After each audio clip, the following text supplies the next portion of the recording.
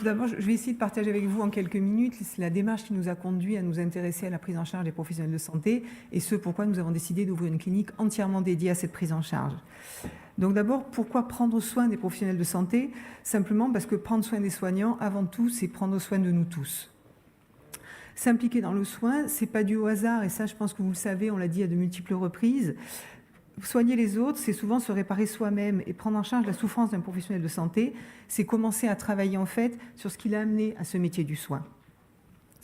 Les professionnels de santé, ils sont plus que d'autres exposés aux phénomènes de stress, d'épuisement professionnel ou d'usure professionnelle. Ça commence très tôt, puisqu'il y a une étude récente qui a été menée sur les jeunes médecins et qui a mis en évidence que 66% d'entre eux déclarent souffrir d'anxiété, 28% de dépression et qu'un quart d'entre eux auraient eu des idées suicidaires. C'est juste extrêmement inquiétant. À cela se rajoute aussi l'exposition au phénomène de pharmacodépendance, forcément, et puis la stigmatisation plus forte des risques de désinsertion professionnelle en cas de conduite addictive, un appel à l'aide qui survient souvent beaucoup trop tard et dans un contexte de négligence de l'entourage, voire parfois d'omerta. Donc, nous avons décidé de nous intéresser à ce sujet. Et ensuite, nous avons rencontré des facteurs extrêmement favorables pour l'ouverture de notre unité. Tout d'abord, la mise à disposition de la clinique, anciennement clinique du Val-de-Seille, qui s'appelle maintenant la clinique Le Gouze. En même temps, une volonté de l'ARS Bourgogne-Franche-Comté avec la reconnaissance d'un besoin exceptionnel et l'implication de l'association SPS. À cela se rajoute le savoir-faire important en santé mentale du groupe Ramsay Général de Santé, puisque Ramsay GDS, aujourd'hui, c'est 30 établissements dédiés à la santé mentale sur tout le territoire national. Ce sont 220 praticiens qui travaillent dans le groupe, psychiatres qui travaillent dans le groupe pour la santé mentale, psychiatres, somaticiens et addictologues. On hospitalise 22 000 patients chaque année dans nos structures et on a mis en place un comité médical qui réunit des somaticiens, des psychiatres et des addictologues et qui réfléchit aux problématiques actuelles de la santé mentale, avec en particulier un focus sur la prise en charge du risque suicidaire, mais aussi les addictions, le tabac et la consommation de benzodiazépines.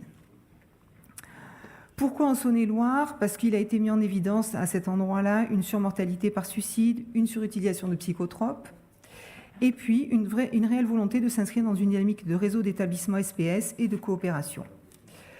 Comment s'est déroulé notre projet en termes d'échéance? À l'été 2016, donc, nous avons identifié ce besoin et nous avons commencé à travailler sur l'élaboration de notre projet en partenariat avec l'association SPS et l'ARS Bourgogne-Franche-Comté. À l'automne 2016, nous avons été en capacité de déposer notre dossier de demande d'autorisation. Cette autorisation a été acceptée donc, au printemps 2017. Depuis, nous travaillons activement sur le cahier des charges un peu plus détaillé avec à la fois un axe extrêmement important de formation de nos personnels, mais aussi de recrutement de l'équipe médicale, et puis un projet immobilier de rénovation et d'embellissement de la structure. Notre objectif, c'est donc effectivement la structure la plus jeune, puisqu'il s'agit d'ouvrir au printemps 2018 pour la partie hospitalisation complète, et dans un second temps, la mise en œuvre de l'hospitalisation, d'autorisation par contre d'hospitalisation de jour. En projet, une extension hôtelière et la balnéothérapie. Donc notre établissement, qu'est-ce qu'il sera dans quelques mois? Donc une clinique située à Louan, donc dans la Bresse, 40 km de Châlons. Une unité de 40 lits d'hospitalisation complète, avec une autorisation d'hôpital de jour à développer un petit peu plus tard sur 10 places. La structure est assez simple, elle est constituée de 4 niveaux, 2 niveaux centraux d'hébergement, avec à la fois de la chambre particulière et de la chambre double, essentiellement des chambres particulières, et on a vocation à en développer encore un petit peu plus. Un dernier étage où on retrouve les salles d'activité physique, le salon de coiffure et puis des salles d'activité un peu plus dédiées. Et au premier étage, des bureaux, la salle de restauration, la cuisine. La vocation de cet établissement, c'est bien d'accueillir toutes les pathologies et tous les professionnels de santé. Et en cours d'étude, donc, je vous l'ai dit, notre unité de balnéothérapie. Pourquoi nous avons choisi de dédier l'ensemble de l'établissement à la prise en charge des professionnels de santé? Parce que nous croyons très fort à l'importance de dédier toute l'unité et de proposer aux professionnels de se retrouver entre eux. Pourquoi? Parce que la position de thérapeute, elle rend plus compliquée l'acceptation de la souffrance et la demande d'aide, elle n'est pas naturelle chez celui qui a fait le métier d'aider les autres. Parce que la reconnaissance d'une pathologie psychiatrique ou addictive, elle est d'autant plus compliquée qu'elle induit un risque dans la pratique professionnelle et elle peut conduire à une suspension, voire une interdiction d'exercice. Parce que l'expérience montre que les professionnels de santé pris en charge dans les services tout venant, ils ont plus tendance à s'occuper des autres patients que d'eux-mêmes, ils se remettent automatiquement du côté du soignant.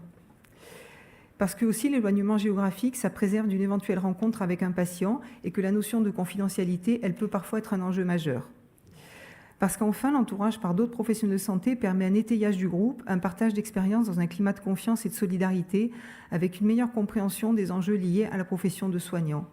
Et avant tout, parce que quand on les interroge, 80% des professionnels de santé, ils préféraient se faire soigner en unité dédiée.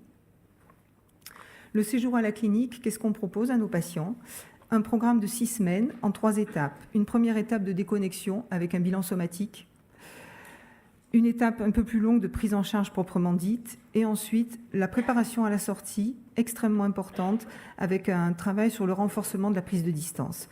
Le tout est accompagné par un travail d'éducation thérapeutique axé sur le bien vivre au travail, l'hygiène de vie et du sommeil, et le prendre soin de soi.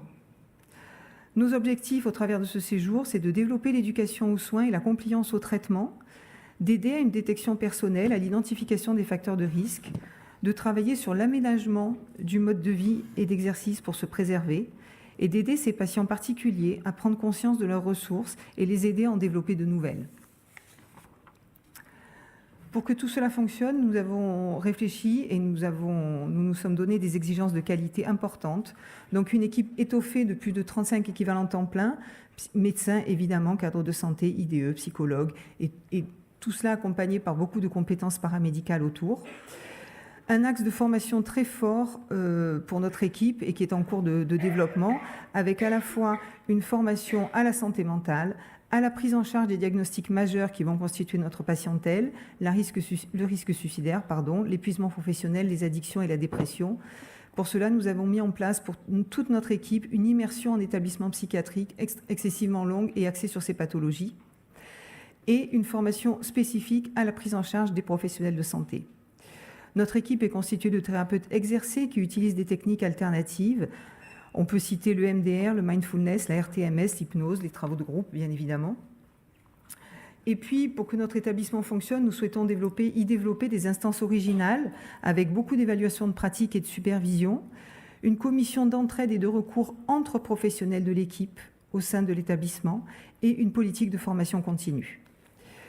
Nous avons identifié dès à présent des points de vigilance, une attention toute particulière à la prescription des psychotropes, une préparation à la sortie qui comprend un étayage important, un programme de thérapie par réalité virtuelle spécifique et la mobilisation de l'entourage. Enfin, une capacité à répondre rapidement en cas de nécessité à un soignant en difficulté. Le tout va permettre de déployer une expertise autour de la prévention primaire en santé mentale chez les professionnels de santé et de proposer des interventions dédiées, être centre de formation pour des équipes de prévention et travailler en collaboration avec la médecine du travail.